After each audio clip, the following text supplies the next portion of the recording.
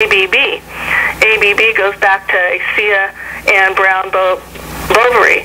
Long time involved in wars and weapons, and going back to the Nazis in Germany. So we looked into who owns ABB. Well, again, guess what? Here we find Investor AB and BlackRock are the two major shareholders, and Investor AB has this company ABB listed as one of their core businesses. So then we look at ABB a little bit further. Oh, isn't this interesting? Donald Rumsfeld used to be on the board. Hey, look at this. Well, Donald Rumsfeld is actually a personal advisor to the Wallenbergs. Okay, well, this is all connecting between the Bushes and the Wallenbergs. And then we see Karl Rove has a history of being in Sweden, and he actually ran off when it came out that he was involved with outing Valerie Plame, the CIA. Wow. So we look into, well, what's his activities in Sweden? Okay, well, it connects to helping campaigning for Prime Minister Reinfeldt. So here we got Karl Rove, and what is he doing? How is he going about doing this while he's in Sweden? Well, he's using reporters and writers from the Timbro think tank, these right-wing think tanks. And so we investigate Timbro. Who funds Timbro? Okay, well, they're funded from the Confederation of Swedish Enterprise. Wow. And who funds them? Oh, well, okay, industry, and oh, hey, look, here's the Wallenbergs again. Jacob Wallenberg's a governor and has been on the executive directors for the Confederation. So everything we kept looking at kept going back to the Wallenbergs. And quite frankly, some of us that didn't know who the Wallenbergs were, had never heard of them, were kind of shocked when other people in the group said, hey, this is all part of Bilderberg and this and that. We're like, oh, well, we can't mention this to the public because we don't want to be wearing tin hats here. But how else are we going to explain this to the public that there's something going on here with Sweden, their attacks on Assange, and the Wallenbergs? Yeah, I was just going to ask you that. How's Sweden's Wallenbergs connected to this and Assange? I mean, how are they all connected? This is the thing. They're companies. Their companies are all interrelated to the war business. They make big profits off of war. Oh, yeah, military-industrial complex and all these... And then politically they're connected to the Bushes. Well, then how they connect financially. This is where we started looking at, well, okay, well, how does this connect to Assange besides the political connections? In January, we saw that as Assange was going to court, well, actually, we'll back up a little bit even further. In December 16th, when Assange got the electronic monitor put on him and his freedom to travel taken away, on that very same day, the ruler of Dubai, who owns Bourse Dubai and has been controlling the shares of NASDAQ OMX, all of a sudden releases over 8 million shares of NASDAQ stocks to the Wallenberg's Investor AB. Exact same day. And we're like, wait a minute, this is very odd that this would happen on the same day, considering some of the history between Wallenberg and the ruler of Dubai. And I like to use the person's name rather than the corporate name. But the Wallenberg's corporate name that they use for this is Investor AB. That's been their family business since 1916.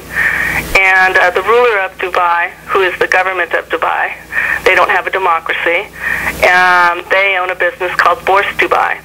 So Bourse Dubai, in around 2007, went around the world buying up most of the stock markets that they could. And they bought the majority of OMX, of Sweden's OMX. And this was a big battle between Wallenberg and Dubai, because up until then, the Wallenberg's business interests and board members of the businesses were running OMX. And so for all of a sudden, for this to happen, after this, there's been fighting going on for 3 years for control, for the ruler of Dubai to all of a sudden, on the same day that Assange is getting this monitor put on him, says, here, have 8 million shares, and guess what? I'm going to let you have them at half price. So that really struck us. That's one of the big things right now going on with NASDAQ and took us into investigating NASDAQ. The other connections for dates is when ABB, another investor, Wallenberg investor, AB business, they were wanting to buy a company called Balder. But in order to buy Balder, they had to get approval from the U.S. Justice Department because there were some antitrust matters. Well, DOJ recognized them and was doing an investigation, but they kept extending it.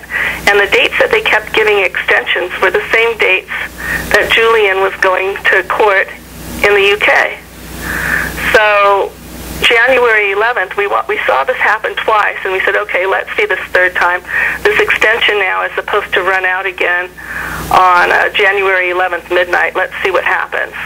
And it was the date that Julian was going to court, and it was the date then that he was told no, that he would still have to stay in the UK and go to court and fight this extradition to Sweden.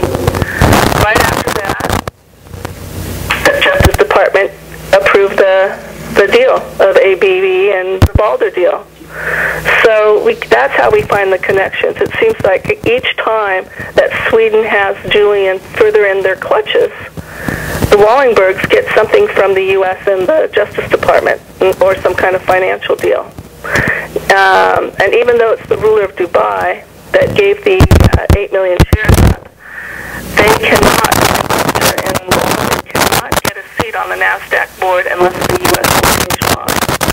And that's the letter that recently went to the D.C. that sent in, anonymous, and world citizens. There were 3 groups on that letter. So if we watch now that the U.S. goes and changes laws for Wallenberg while Julian's going through this extradition hearing period, then, what can you say? That you can only say that it's a coincidence so many times. Yeah. 3 times with ABB, and now this deal with getting the shares on the same day that he got the electronic monitor that Wallenberg got that, and now this thing with, is the U.S. going to break some laws to let Wallenberg have another company on the NASDAQ board? Now this all sounds like a very complicated story. Yep. It sounds real. But the reality is we're dealing with a situation where on its face, the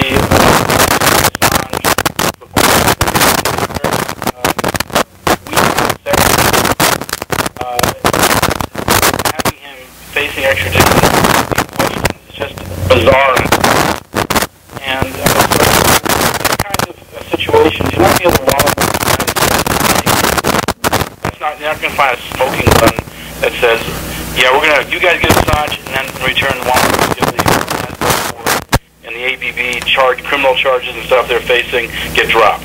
We're not going to find that deal coming out. What we're going to have at best will be a circumstantial case. And the work that Anonymity and Operation Want are doing to try to put all this together is making a pretty strong circumstantial case. Unless you're somebody who just wants to deny this possibility, it's starting to pile up pretty clearly. We hope when we started the comment with the SEC, we didn't discuss any of the comments. That was not part of the public comment. We just focused on whether or not it made sense for another Wallenberg company to get a board on the NASDAQ. And we looked at it from a public interest perspective. We looked at it from a perspective of the rules of the NASDAQ. We looked at it from the perspective of the criminal and civil law violations of ABB that wants to be on the board. And even that on its face, expanding the board to include another Wallenberg-controlled company doesn't make any sense. There's no positive rationale for it. And so we just made the case that way. Now, we did attach to the public comment a lot of links. So because we want to encourage the media to research this themselves and find their own conclusions, to contact the Department of Justice and say, why do you make these delays? To contact the SEC and saying, what positive rationale do you see for this expansion? We want the media to do their work and investigate. Now, exactly. Operation Want and Anonymity, who's leading this effort really in that, is doing great work. They're doing the work that needs to be done. This is part of the democratization of the media, by the way. We don't expect the corporate media to blow the whistle on the Wallenberg banking family. That's going to be unusual for the corporate media to do that. But we do expect that people who care about this issue, who see what's happening in WikiLeaks as inappropriate, will help us and join this effort so we can find out what the truth is. What is the deal going on here? What is Sweden getting? We've already discovered in the WikiLeaks documents that Sweden pretends to be a neutral country. Yeah. It's really not. It's a country that works hand in hand with the military-industrial complex in the United States. It's part of the American empire. They renditioned people to Egypt with the CIA, people who were innocent and who were later given monetary awards because of the abuse that they received. They are part of the American empire, and that's what this is. That whistle's been blown. So we hope that your listeners who care about this issue will join us in trying to figure this out. Oh, definitely, and as we do all the time, promote, pushing truth out and exposing these evil deeds, and this is insane what's going on, and then they go around telling people we're a bunch of conspiracy theorists, don't pay attention to people like us, and then they go off and demonize us, which all it does is underline everything you have to say, and it's like a couple people, it doesn't take conspiracy theorists. It takes people like them to put their own foot in their mouth. And people like us are wide attention. You're absolutely right there. And, we are really careful because of this, even the name Wallenberg, to make sure that we had all our facts. And there is, Kevin said that we have, information attached to that letter. And reality is there's 20 pages attached to that 7-page letter. And those 20 pages are research. There's no way that somebody can go through that research and all of those links and data and then come back and say this is a conspiracy theory. Yeah. That ends the question of what's really going on with the Wallenbergs in their connection with all of these companies and trying to basically what I prefer to call a cartel. And they call it the Wallenberg sphere, and they take great pride in having their businesses being in their political connections, all of this, what they call their sphere. Well, in the U.S. and other places, we call it a cartel. When you start fixing a board to where you're able to block having a majority vote on anything, then that is a cartel. And at this point, they have so many other board members on the NASDAQ board and on the nomination committee that it's hard for anybody that is interested in taking actions for the public interest or for non-industry interests, then they're going to be blocked each time. So that's one of the other concerns. What's actually happening on the NASDAQ board of why we don't want any more Wallenberg companies there. The other is just in their SEC filings of who is Investor AB. They played back and forth between one day they'd do a filing and call themselves Investor Trading. The next day they would call themselves Patricia. The next day it was Patricia Trading, Patricia Holding, Investor Holding, and then they finally ended up that it's Patricia Holding is holding the shares, but Investor owns Patricia. They didn't take it one step further to say, well, who actually owns Investor AB? And I'm not expecting them to say the Wallenberg family, but there is another step further to where the Wallenbergs have something called FAM. They have two FAMs. There's one that's